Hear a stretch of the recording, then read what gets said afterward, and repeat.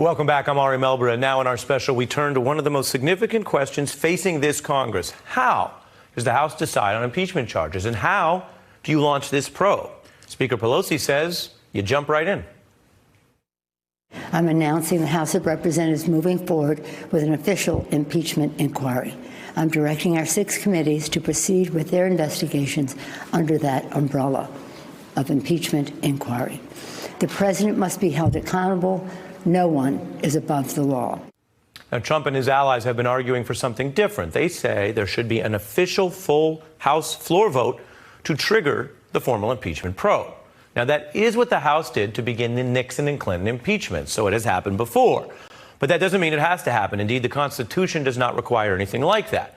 Now, the House Intelligence Committee is leading the probe into whistleblower accusations against Donald Trump. Pelosi has said the Judiciary Committee would ultimately be responsible for writing any actual articles of impeachment. That's what happened in 1974.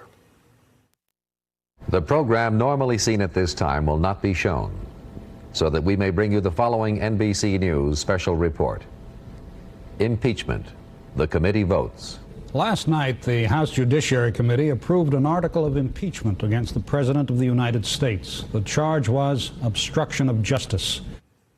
The Judiciary Committee there had 2 months of impeachment hearings on Richard Nixon. You hear that discussion about the grave charge of obstruction of justice. Now, when they voted, it was 2 months later, and every Democrat and 6 Republicans on the committee voted yes.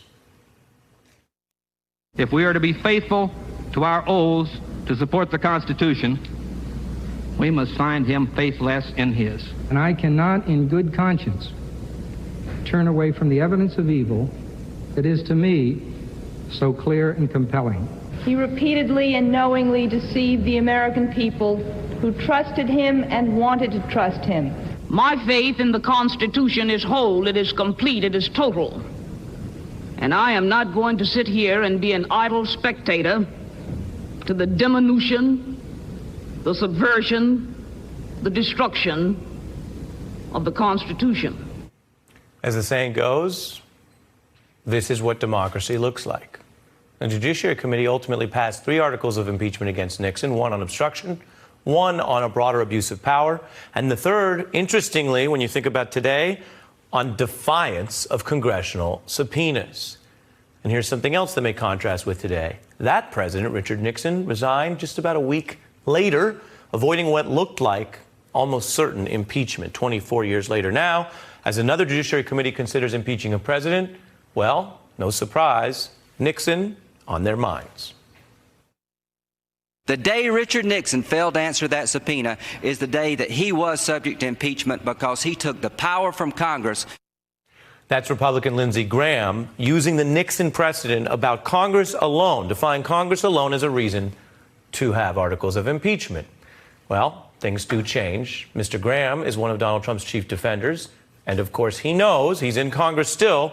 There is major defiance of congressional subpoenas. In the Clinton impeachment hearings, we checked, they lasted roughly 2 months. The Judiciary Committee also heard, and this would be in the Trump example, you'd imagine the president's lawyer stepping forward. At the time, it was Clinton's lawyer who stepped forward. By the close of tomorrow, all the world will see one simple and undeniable fact. Whatever there is in the record that shows that what the president did was wrong and blameworthy, there is nothing in the record, in either the law or the facts, that would justify his impeachment and removal from office. That was part of the fair process, letting the president's lawyer state that view. But the committee at the time, led by Republicans, did not agree. They improved impeachment articles within days, which led to another historic vote in the full House of Representatives. William Jefferson Clinton is now the first elected president to be impeached by the House, the second president in all of history. He says he will stay on the job while his fate is already lying before the U.S. Senate. Hey, I'm Ari Melber from MSNBC. You can see more of our videos right here, or better yet, subscribe to our YouTube channel below. You could have been anywhere in the world, but you're here with us, and we appreciate that.